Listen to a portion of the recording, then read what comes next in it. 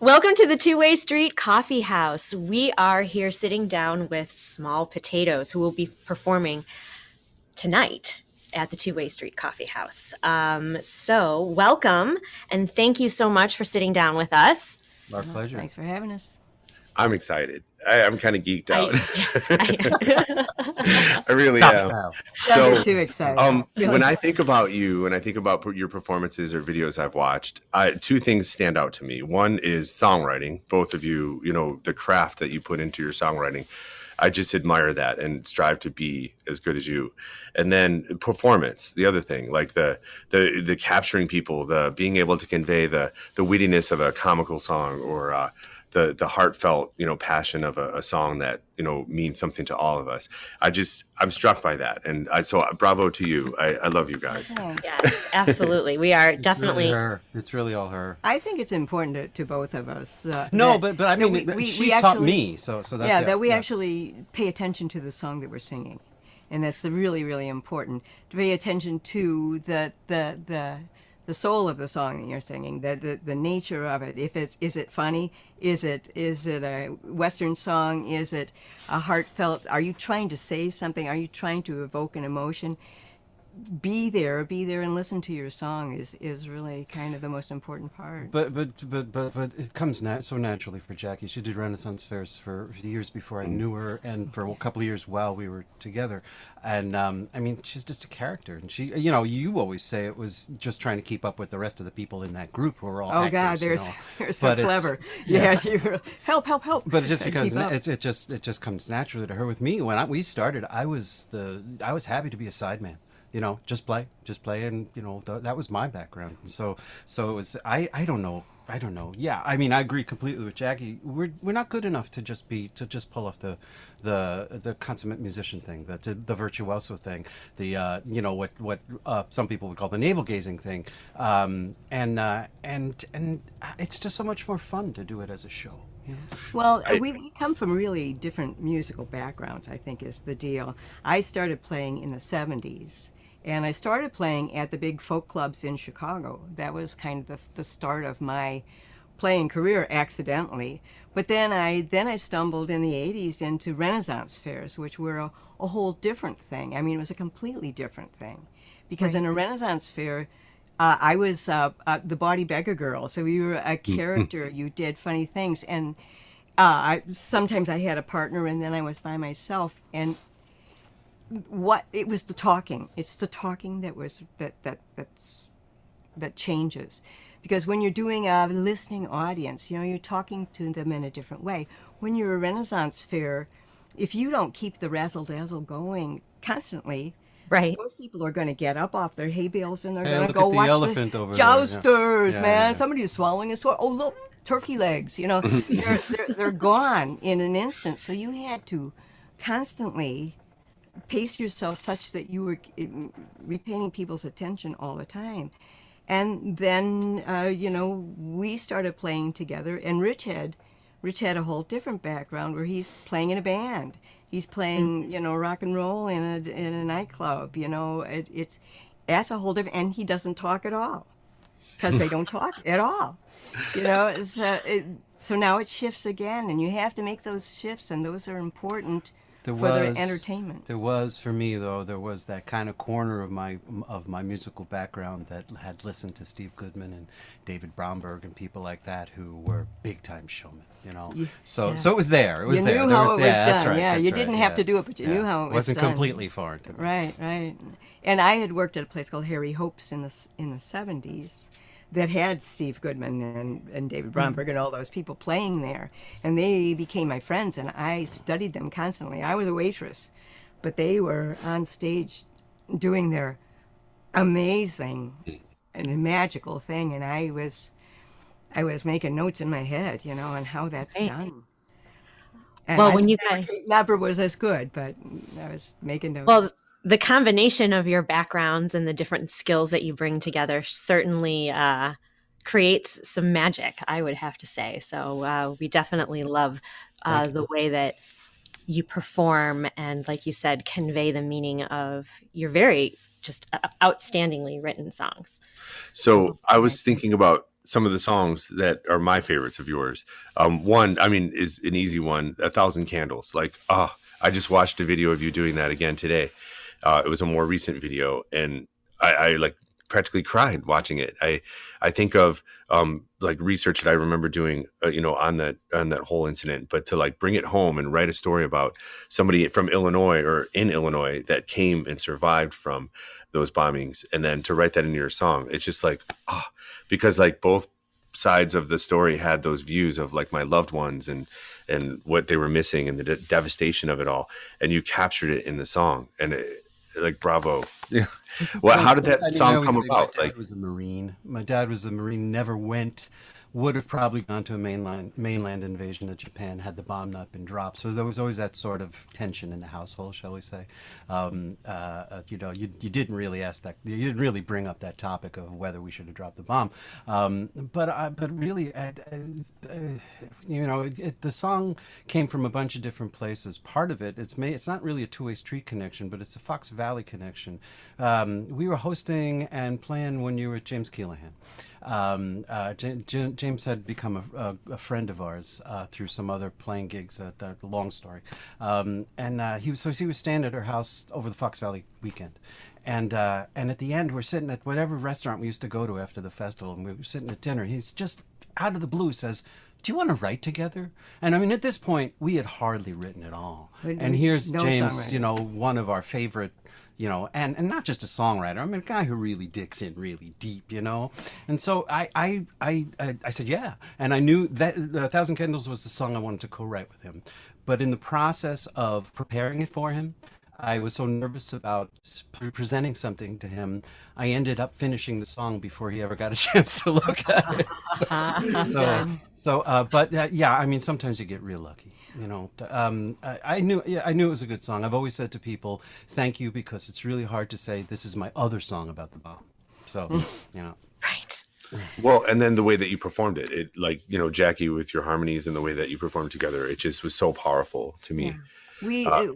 It's kind of it's odd for us because for one thing, we assumed that we would not be able to play together because we had such different musical backgrounds. We were together romantically for 4 years, from 88 to 92. Before we ever tried singing together, we assumed it wouldn't work. And then we just, for grins, we were playing at a inconsequential restaurant, and we're like, hey, played here forever. What are they going to do? Fire us? Let's just try playing together. Let's see what happens. I think actually I might be dreaming here. Before we ever played at the inconsequential restaurant in Dundee, the Village Square, there was a place in Elgin. We lived in Elgin at the time. There was a place called Al's Creamery. There was one in Batavia too. I know in St. Charles too. And Al was a great guy. He was like a community, a catalyst in the community, and he would have all kinds. He had open stages, he had poetry nights, he had Victorian Christmas sings. He was just great. And that sort of got us started about maybe we can actually put something together. And I'm also thinking there was an open stage that we went to at the Two-Way Street early on, thinking, wow, this stuff really still exists. Maybe instead of playing in restaurants. Not that there's anything wrong with it. Don't get me wrong. It's fine. But instead of playing in restaurants, maybe we can actually try to do this in front of people. People listening. One of the things that had happened, through when I was in the 70s and doing all this stuff.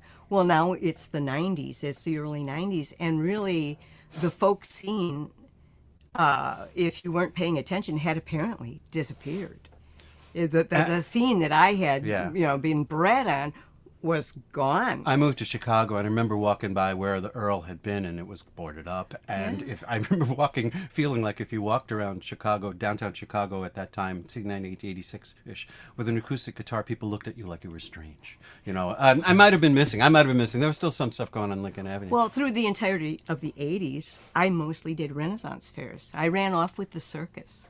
And believe me, I don't regret it at all. It was Do you fabulous. remember though? And this is another connection to the two-way street. Do you remember through the Renaissance, Jackie met Jem Moore and Ariane Leiden. Jem is not playing anymore, but Ariane is up in Wisconsin, I believe, still, and she's fantastic. If you're not familiar with her, she's just amazing.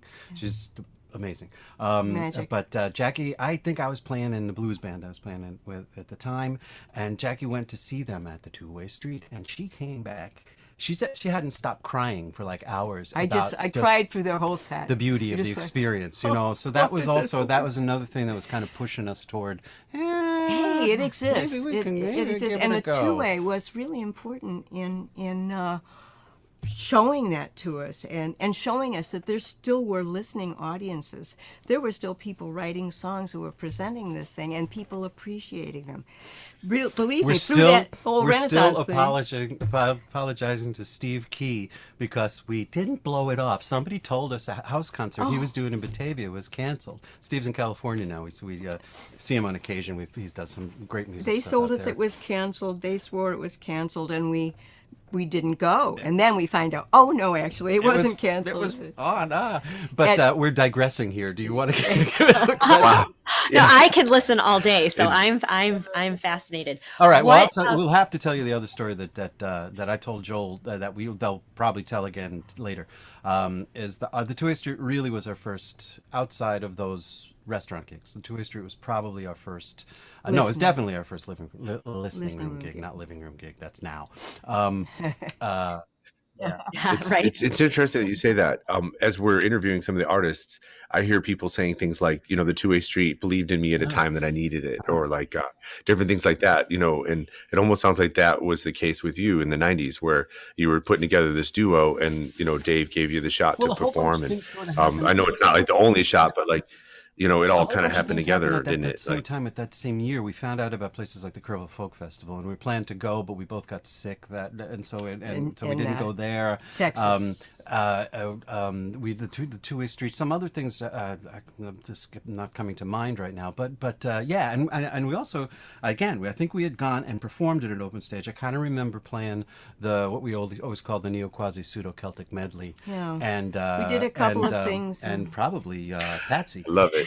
Yeah, and we were scared to death, because one of the reasons we were scared to death, we were seasoned performers all before we had started. We'd done this forever, but we hadn't done that. Yeah. We hadn't done that together in front of people who are actually listening to what you're going to do.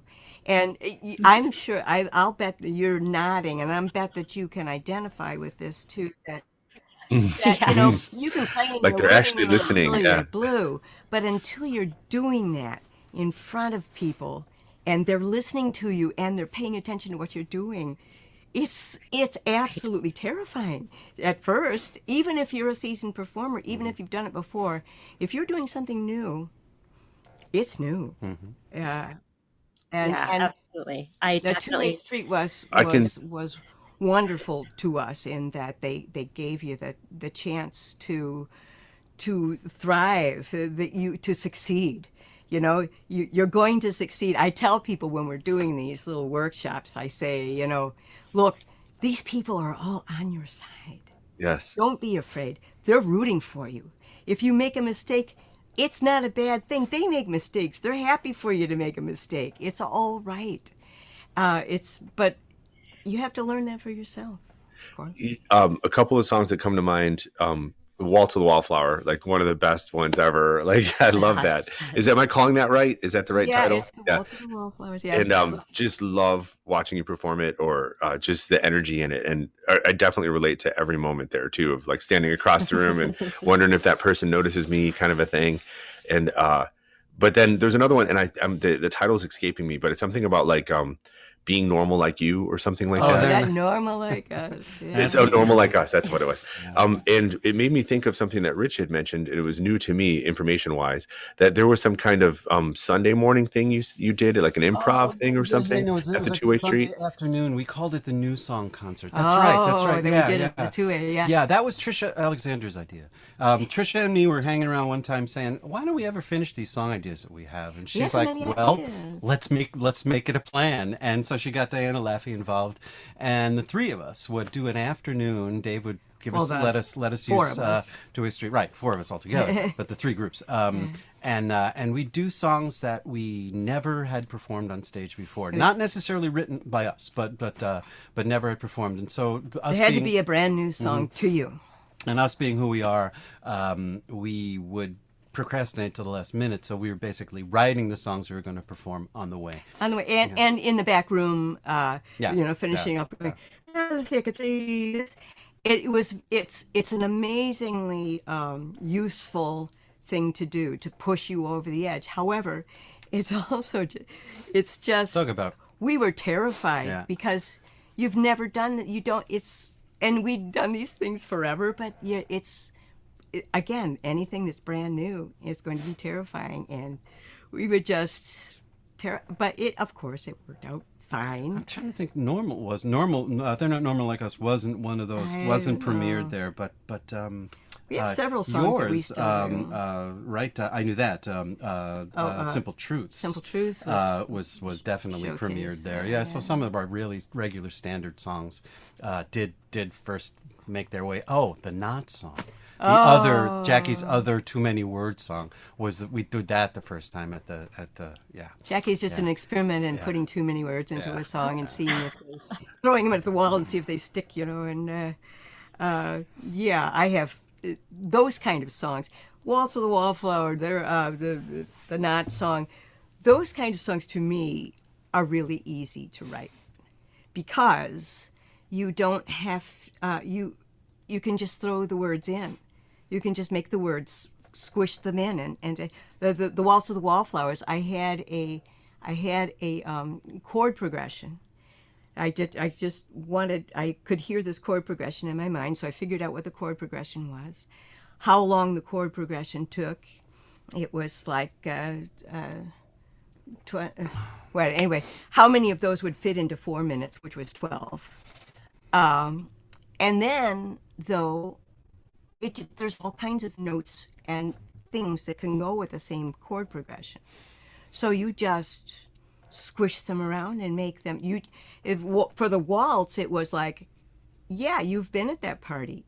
It's not hard to figure out what's going to happen, Right. because you've been there. It happens to everybody. You all are nervous about the thing. You're all hanging out at the punch bowl. You're all, And we're all reliving it as I you're know, and singing it was easy to come up. I wrote it on graph paper. I would come up with the different scenarios to go over the top of each other. I had alternative scenarios because, various things can happen that really are the same party, and that's easy. The Not song, you're just like.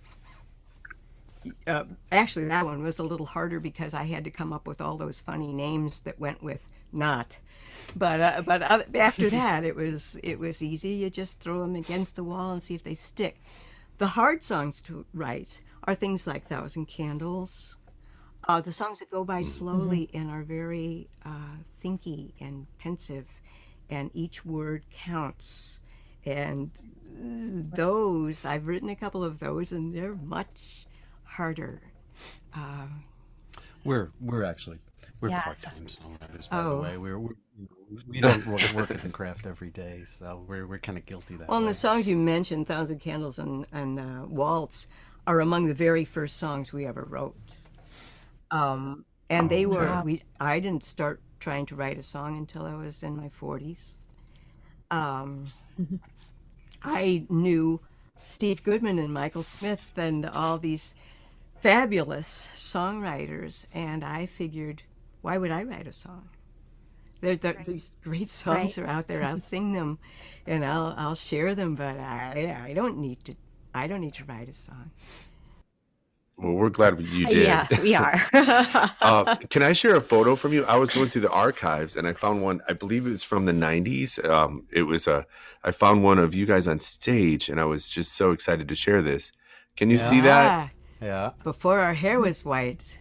Yeah. And that's my So old, I this that's feels, my old Gurian, so it's got to be pretty early on. Yeah. Yeah. Wow. and I feel like it was back, behind the church when the Two Way Street was participating in the Heritage right. Fest and putting on definitely. That's on Yeah. that a mini stage, sure. folk festival.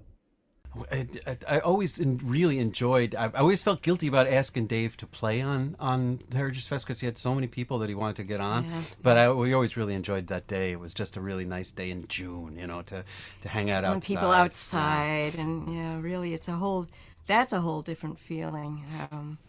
Uh, People are loose, and there's families, and there's families. That's a really important thing to share. There's also other musicians. I mean, isn't that the Right. weirdest thing about doing this, especially now? But even even during the year, I mean, the two times you get to see when you're working all the time. The only times you get to see other performers, either you're opening for somebody, or they're opening for you, or you're at a festival. And or the folk alliance, and that was always weird, but good, but weird. But Well, otherwise, I mean, no longer true, but otherwise, we were always playing.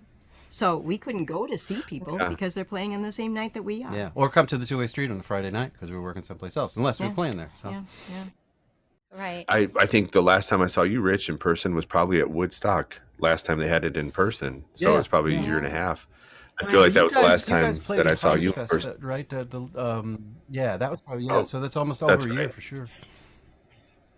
Yeah, Yes. but I remember in I know you both help and volunteer for the local folk organizations and things too, and that is such a important part. I believe when I see folks like you who have been there and help contribute and support the organizations around us, and I feel lucky as a musician, and you probably feel the same thing. Where there's Fox Valley and Woodstock and Lake County and Two-Way Street and Acoustic Renaissance and Maple Street Chapel and And you haven't all even within, gotten to the city yet. Right. That's Yeah, just the yeah. suburb of the, you know what I mean? And there's just such a rich community Well, around Rick here. in particular, it has a lot to contribute with his knowledge of sound systems and his knowledge of the way these things work together. So it's really, he's enjoying it. He enjoys doing it. A couple of years ago, I asked Keith Johnson if I could do something, and he jumped at the chance. So that's, as far as up in Woodstock goes, and unfortunately, we're geared probably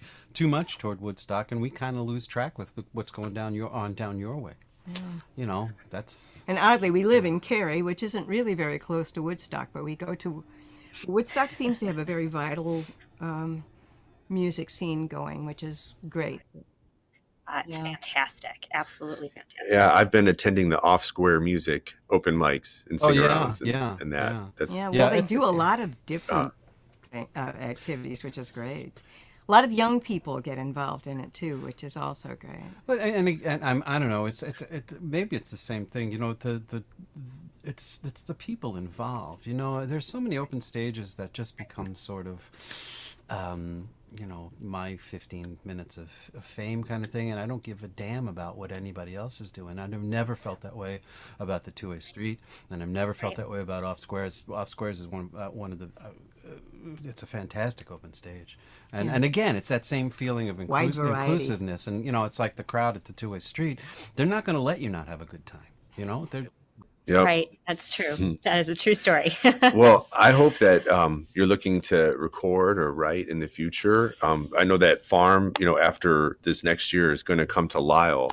So in 2022 and 2023, you have no excuse, you guys, of not going. Dates for like 5 years now, and I need to correct that. And this year I had planned to do it, but yeah. So Yeah, Right. Well, right. Farm for But- us, so- there was, I forget even what it is, but there's something else that we have done every year forever that's on the same weekend, and so it's always a conflict for us and difficult to get. yeah, that October thing is just weird. Well, we usually. But now we're not working, Yeah, so yeah, hey. yeah, yeah.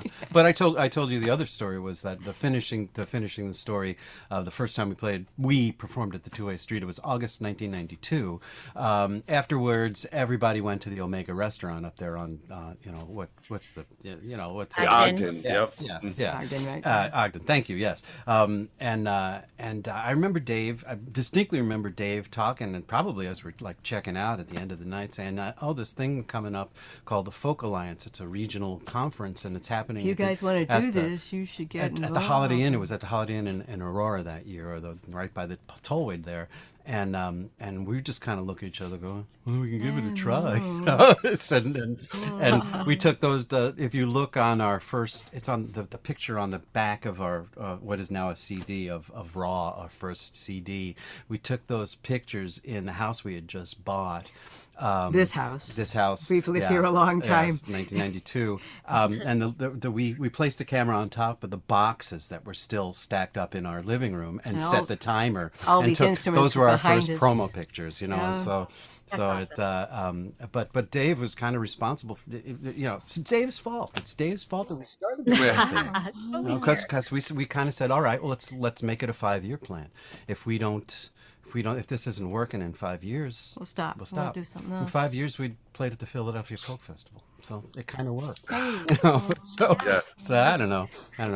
We Good. That was a solid well, plan. we've always been goofy about it, though. We're not the best. We're not very good at self promotion, but we've been lucky enough that some great, really fun things have happened over the years. So One of the things I'd like to say that has kept us doing this and why we keep doing this. For one thing, we have no other saleable skills. We have to do this. But in starting to go around the country and doing the Philadelphia Folk Festival and Kerrville and going to the California and all over the country, we've gotten to know so many people, amazing people, wonderful people. And in folk music, of course, you don't make enough money, so you have to stay at somebody's house. You don't stay in a hotel, you don't fly to someplace, you drive there, you stay at their house. We have met thousands of people around the country and gotten to know them. We know their names. We stay at their house. And so what keeps us doing it? My health has been getting dodgy, and it's okay because nobody cares. And they still welcome you to their home. And if we didn't do it, we would miss them so much. And we miss them now. Yeah. So hi, everybody, and I hope we get to see you again. 'Cause that's Yeah, everybody misses you guys. really too, true. in I the mean, flesh. we wouldn't be doing this anymore if it wasn't for the people involved. I used to do with 4,000 Candles. I used to have my introduction was what we called the sermon. Because as we get sort of political on people, but the deal was, and I've been thinking about this a lot lately. The deal was through all those connections with people who had started out as strangers, that you just walk into this house, a person you don't know. Through all those connections, we've made so many friends. But we've also realized. I mean, I used to. It's no joke. I come from New Jersey. I could be really cynical at times.